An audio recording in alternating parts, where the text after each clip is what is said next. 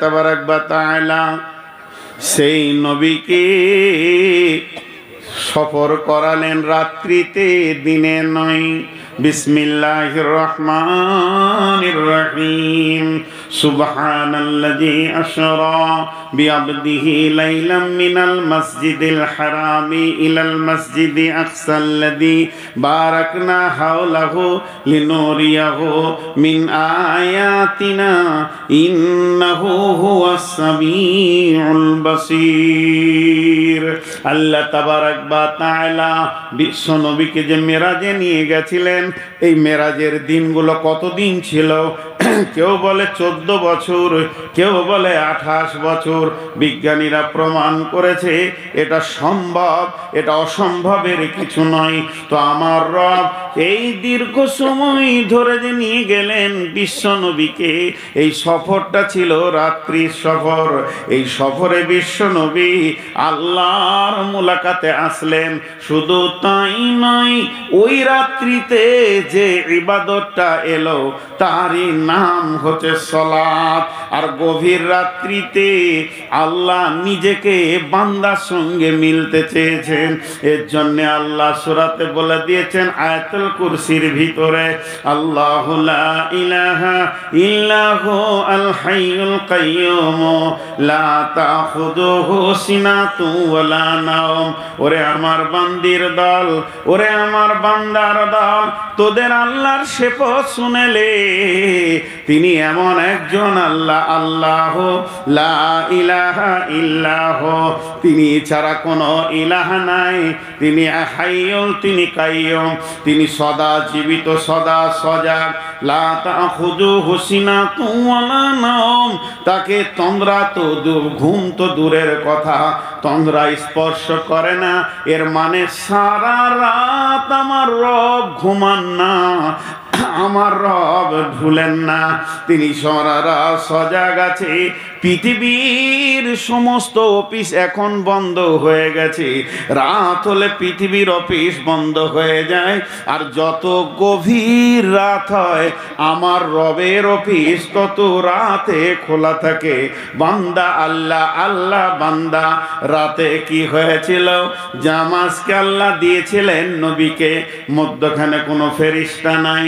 যতগুলি ইবাদত এসেছে ফেরেশতার মাধ্যমে এসেছে, কিন্তু সালাত এমন একটি ইবাদত যেটা আল্লাহ নিজের হাতে তার নবীকে তুলে দিয়েছেন, মধ্যখানে কোনো ফেরেশতা নাই। আজও সালাত ওই অবস্থায় থেকে গেছে। গভীর রাত্রিতে উঠে যখন গোলাম সাজদায় বলবে রব্বানা ফাগফির লানা যুনুবানা, আমার রব তার ডাকে সাড়া দেবেন। এটা হলো আল্লাহকে পাওয়ার টাইম। তাই আমার আল্লাহ বলছেন, যখন তুমি আমাকে ডাকবে, বিছানা থেকে উঠবে, তাতাজাফা জুনুবুহুম আনিল মাজাজি, তুমি তোমার বিছানা থেকে যখন উঠবে, ইয়াদউনা রাব্বাহুম, তোমরা তোমাদের রবকে ডাকো, খাওফা ওয়া তামা, খাওফা ওয়া তামা, ভয় এবং আশার মধ্য দিয়ে ডাকো। ও মিম্মা রাযাকনাহুম ইউনফিকুন, সঞ্চিত মাল থেকে আল্লাহর রাস্তায় জমা করো।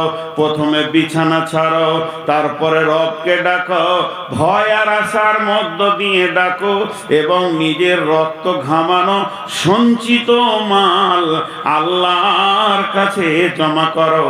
তোমার রব তোমার প্রতিটি ডাকে সাড়া দিবি।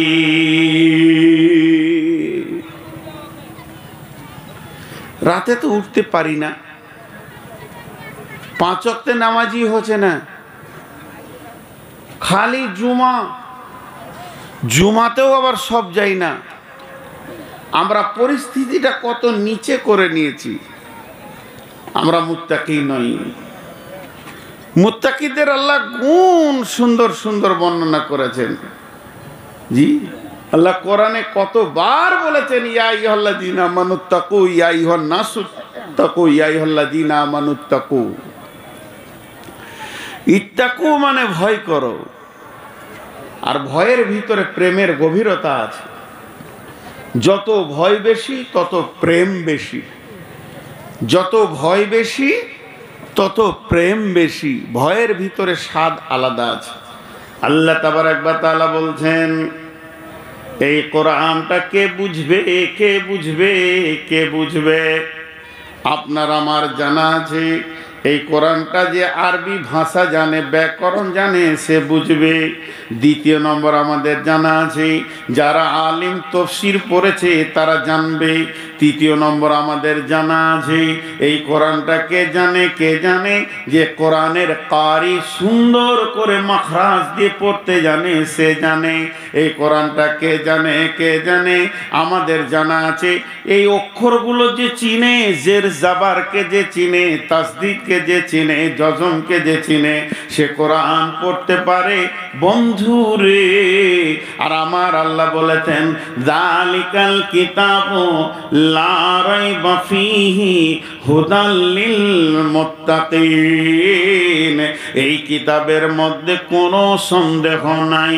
এই কিতাবটার মধ্যে সন্দেহ থাকা তো দূরের কথা, সন্দেহের কোনো অবকাশ নাই।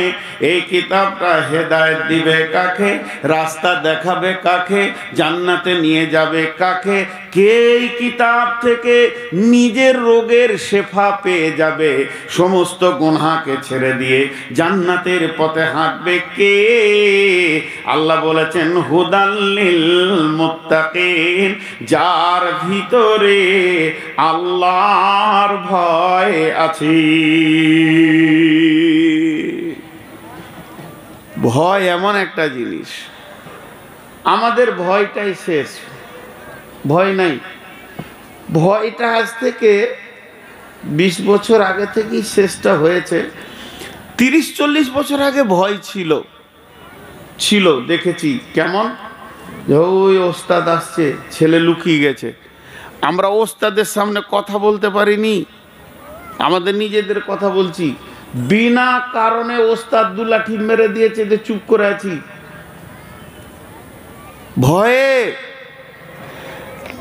বাংলা যখন পড়েছি তো মাস্টার মেরেছে, টেবিলে ঠুকে দিয়েছে, থাপ্পড় মেরেছে আর ছড়ি করে মেরেছে, ভয়ে আব্বাকে বলিনি, কেন আর একবার মার হবে, ডবল হয়ে যাবে, কেন তোকে মেরেছে, কেন নিশ্চয়ই তোর দোষ আছে তাই তোকে মেরেছে।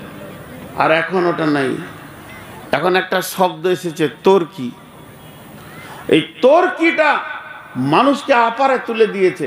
একটা থাপ্পড় মারলে আর গোটা বংশ চলে আসছে স্কুলে দেখা করতে মাস্টারকে। একটা থাপ্পড় মারলে, একটু ছেলেকে অপমান করলে এখন শিক্ষককে ছাত্ররা ভয় করে না, শিক্ষককে ছাত্ররা ভয় করে না, স্কুলে শিক্ষককে মাস্টারকে ছাত্ররা ভয় করে না।